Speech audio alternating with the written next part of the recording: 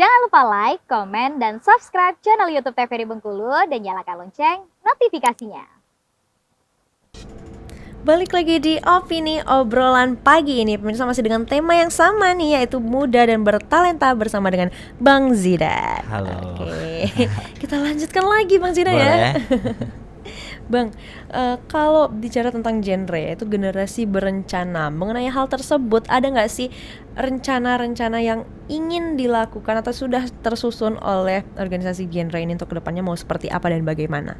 Oke, kalau misalnya di organisasi genre kita memang memiliki rencana. Anak remajanya harus punya rencana termasuk organisasinya. Benar kan? sekali. Nah, rencana kita ke depannya memang harapan kita genre ini bisa lebih berkembang lagi dan dikenal oleh masyarakat. Karena kita pengen genre ini dikenal, akhirnya remaja-remaja yang mengenal genre mereka bisa gabung. Karena kebanyakan, Mbak, jujur di genre ini banyak masalah anak-anak remaja yang anak-anak yang broken home masuk genre, akhirnya mereka jadi terfasilitasi, akhirnya genre jadi rumah. Harapan kita buat remaja di Provinsi Bengkulu, genre ini jadi rumah buat anak-anak yang memang masalah sosial ataupun masalah tentang dirinya boleh gabung ke genre.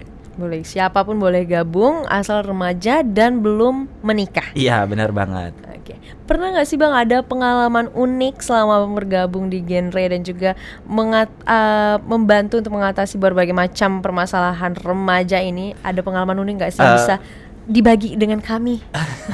Banyak kayak pengalaman unik. Apa tuh? Mungkin salah satunya aja saya ceritakan. Jadi ada seorang anak kayak anak di genre itu, dan dia sering banget kayak misalnya masalah di dirinya kan. Nah, dia pernah sampai kayak manjat tower. Manjat tower. Tower Tetmon air. Iya. Dia panjat dan kita minta dia buat turun. Terus wow. Oke. unik banget kan. Unik sih. Dan membuat shock juga. Membuat shock. Dan kadang-kadang juga kadang ada anak yang kayak tiba-tiba kesurupan. Kita nggak tahu beneran kesurupan atau enggak, atau memang dia mencoba untuk mencari perhatian, tapi kita tetap bersabar dan mencoba memfasilitasi gitu. Oke. Kalau yang hampir melompat ya? Enggak, udah manjat ya? Dia naik ke Tetmon tuh untuk merenung aja gitu. Oke. Jadi orang di bawah salah kira nih. Iya. Orang kira dia mau bundir. Iya, dan kita pertamanya kan nyari dia di mana nih kan. Pertama dia ada di Sekre kan, kok nggak ada. Terus kita cari-cari, nggak taunya dia udah naik ke Tetmon air, ke atas Tetmon air.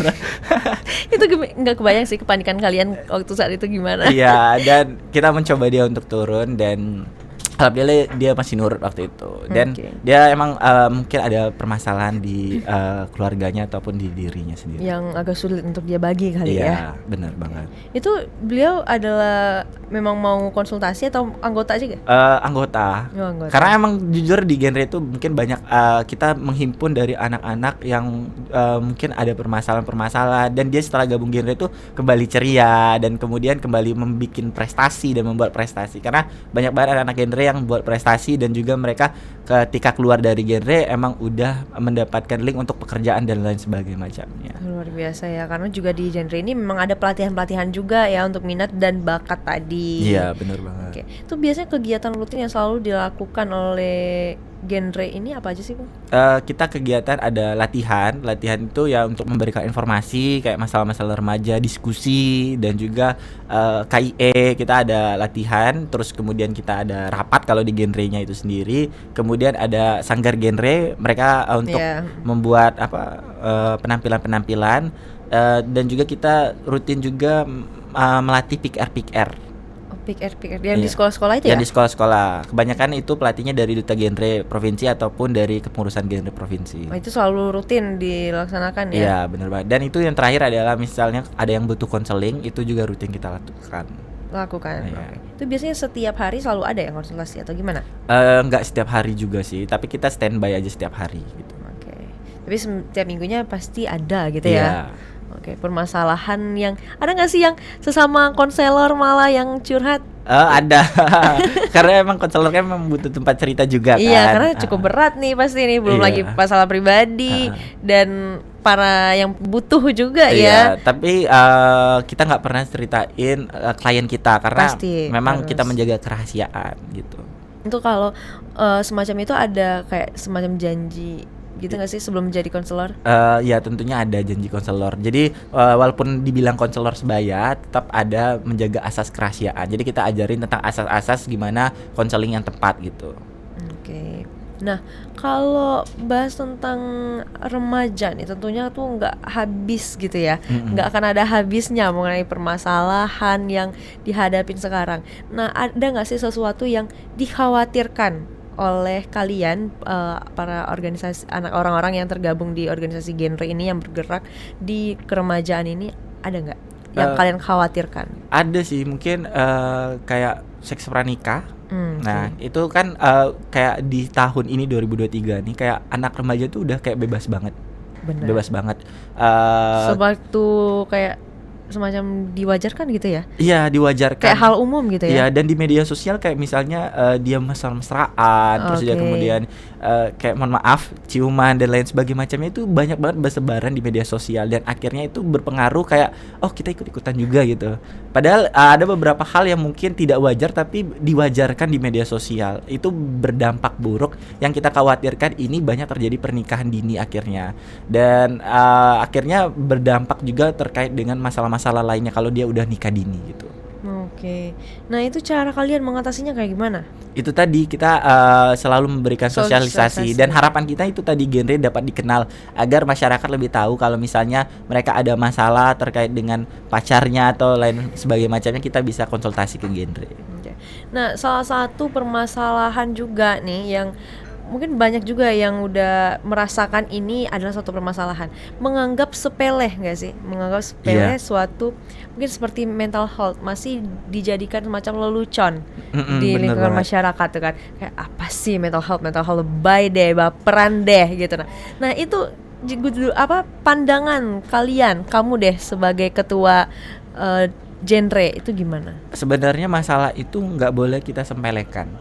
Karena kenapa? Boleh dikasih pesannya juga nih kepada para pemirsa nih. Iya, karena kenapa? Karena masalah itu buat anak remaja itu masalah yang serius buat mereka.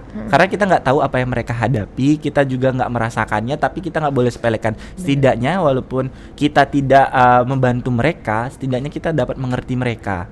Apa yang tidak boleh kita tertawakan. Kayak misalnya itu kan sering banget kayak dia misalnya masalah sama keluarga. Dibanding-bandingkan aku juga punya masalah yang lebih berat daripada kamu. Cuma segitu doang, Cuma biasanya segitu gitu kan. doang. Padahal kita nggak tahu kayak dia butuh tempat untuk menuangkan ceritanya. Terus kemudian dia butuh tempat untuk memberikan masukan-masukan yang dia perlukan. Karena kenapa? Karena kalau kita sempelekan hal tersebut, itu tuh bisa berdampak ke hal yang lebih buruk kayak misalnya barcode. Iya, benar sekali. Ya, barcode atau melakukan bunuh diri. Paling fatalnya ya. Iya, paling diri fatalnya bunuh diri, dan itu kita nggak boleh sepelekan walaupun hal itu terlihat kecil bagi kita tapi itu hal besar menurut mereka. Iya, karena kita nggak bisa pukul rata masalah setiap orang ya. Iya, benar banget. Oke.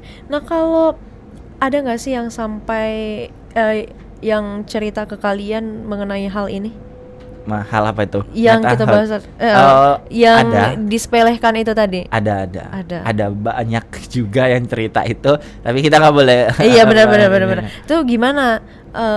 Apakah kondisinya sudah cukup batas kalian aja atau udah ke tahap lebih lanjut karena mentalnya sudah terlanjur goyang gitu loh? Alhamdulillah masih batas kita. Memang perlu waktu yang lama karena kita perlu kemudian menanyakan lagi, terus dia menuangkan ceritanya lagi, butuh waktu yang lama, tapi alhamdulillah cuman sampai batas kita aja. Oke, nah ini menarik nih. Kalau untuk dalam satu permasalahan itu menyelesaikannya biasanya dalam rentang waktu berapa lama? Kalau misalnya kita konseling itu nggak bisa selesai dalam 1 hari. Kita perlu duduk bersama, mungkin bisa sampai 1 bulan. Sampai 1 bulan? Iya, 1 bulan atau paling cepat mungkin 3 minggu. Dan itu kita tidak membiarkan. Lama berarti ya? Ya, untuk kita menyelesaikan sendiri, tapi dia yang menyelesaikan tentang permasalahannya. Jadi kita hanya sebagai tempat dia sebagai cerita aja. Jadi bagaimana dia proses memilih keputusan dia untuk menyelesaikan hal tersebut. Gitu. Oke. Nah, ketika masalah dari seorang itu setelah selesai, anggaplah selesai ya, udah selesai, itu apakah ada rangkaian kegiatan lanjutan dari genre ini? Rangkaian kegiatan lanjutan belum ada sih saat Belum ini. ada ya. Tapi sebatas udah menyelesaikan itu seperti itu ya? Iya, seperti itu. Masalahnya seperti Iya, itu. Paling cepat 3 minggu. Iya. Paling lama?